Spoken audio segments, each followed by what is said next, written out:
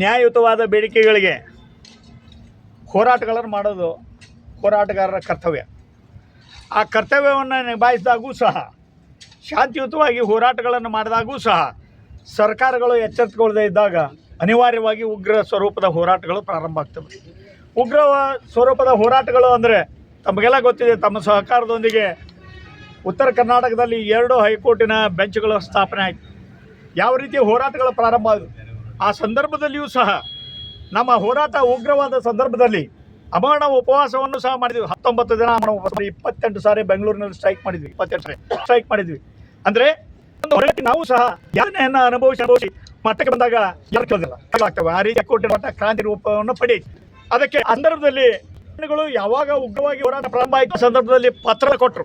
ನಮ್ಮ ಸಹಕಾರ ಇದೆ, ಇದು ನ್ಯಾಯಯುತದ ಬೇಡಿಕೆ ಇದೆ, ನಾವು ಸಹ ನಿಮ್ಮೊಂದಿಗೆ ನಮ್ಮಗಳೇ ಬಂದು ಉಪವಾಸ, ಅವರು ಸಹ ಕುಂತಿದ್ರು ಕೊಟ್ಟರು. ಅವನ್ನೆಲ್ಲ ಕ್ರೋಢೀಕರಿಸಿ ನಾವು ಸರ್ಕಾರಕ್ಕೆ ಇದು ಮಾತನ್ನು ಹೇಳ್ತೇವೆ. ನಾವು ಧಾರವಾಡದಲ್ಲಿ ಎಲ್ಲರೂ ಸೇರಿ ನಾವು ಒಂದು ನಿರ್ಧಾರವನ್ನು ತೆಗೆದುಕೊಂಡ್ವಿ. ಇದು ಪ್ರತ್ಯೇಕ ರಾಜ್ಯಕ್ಕೆ ಹೋರಾಟವನ್ನು ಮಾಡಿದೆ, ಇದು ಒಪ್ಪೋದಿಲ್ಲ ಅಂತ ಹೇಳಿ.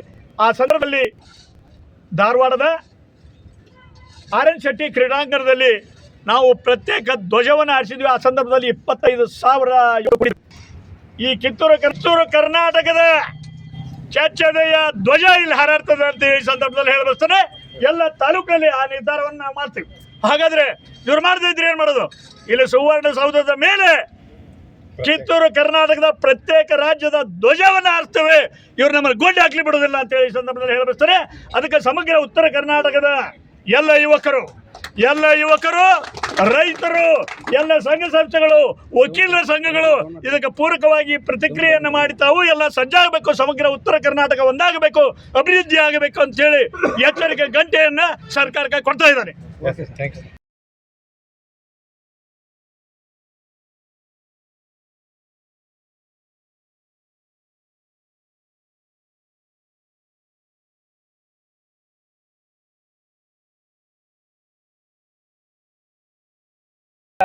ಒಂದು 1,09,208 ಜನರು ತಮ್ಮ ಲಿಖಿತ ಅಭಿಪ್ರಾಯವನ್ನ ಸಹಿಯೊಂದಿಗೆ ಕೊಟ್ಟಿದ್ದಾರೆ.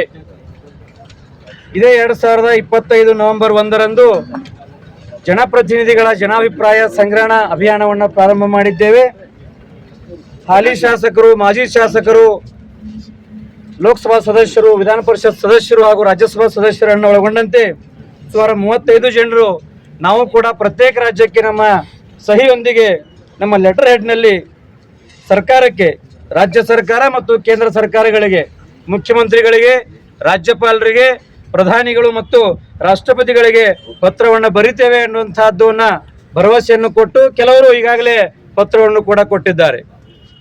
ಈ ಭಾಗದ ಸರ್ವತೋಮುಖ ಅಭಿವೃದ್ಧಿಗಾಗಿ, ಎಲ್ಲ ಜನರ ಸಮೃದ್ಧ ಜೀವನಕ್ಕಾಗಿ, ಸಮಾನತೆಗಾಗಿ, ಸ್ವಾತಂತ್ರ್ಯಕ್ಕಾಗಿ ಈ ಒಂದು ಉತ್ತರ ಕರ್ನಾಟಕ ಪ್ರತ್ಯೇಕ ರಾಜ್ಯ ಆಗಬೇಕು ಅನ್ನುವಂಥದ್ದು ನಮ್ಮೆಲ್ಲರ ಕೂಗಾಗಿದೆ.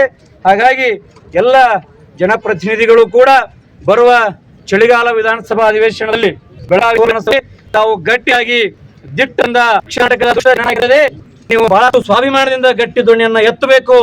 ನಾವು ಪ್ರತ್ಯೇಕ ಆಗುವುದರಿಂದ ನಾವೇನು ನಾಡದ್ರೋಹದ ಕೆಲಸ ಮಾಡ್ತಾ ಇಲ್ಲ, ಮತ್ತೊಂದು ಕನ್ನಡ ನಾಡನ್ನ ನಿರ್ಮಾಣ ಮಾಡುವಂತ ಒಂದು ಮಹಾನ್ ಕಾರ್ಯವನ್ನು ಮಾಡ್ತಾ ಇದ್ದೀವಿ ಅನ್ನೋ ಭಾವನೆಯಿಂದ ನಾವು ಈ ಒಂದು ಪ್ರತ್ಯೇಕ ರಾಜ್ಯಕ್ಕೆ ಧ್ವನಿಗೂಡಿಸಬೇಕಾಗಿದೆ, ಹೋರಾಟವನ್ನು ಮಾಡಬೇಕಾಗಿದೆ ಅಂತ ತಿಳ್ಕೊಂಡು ನಾನು ಈ ಮೂಲಕ ತಮ್ಮಲ್ಲಿ ವಿನಂತಿಯನ್ನು ಮಾಡ್ಕೋತಾ ಇದ್ದೀನಿ.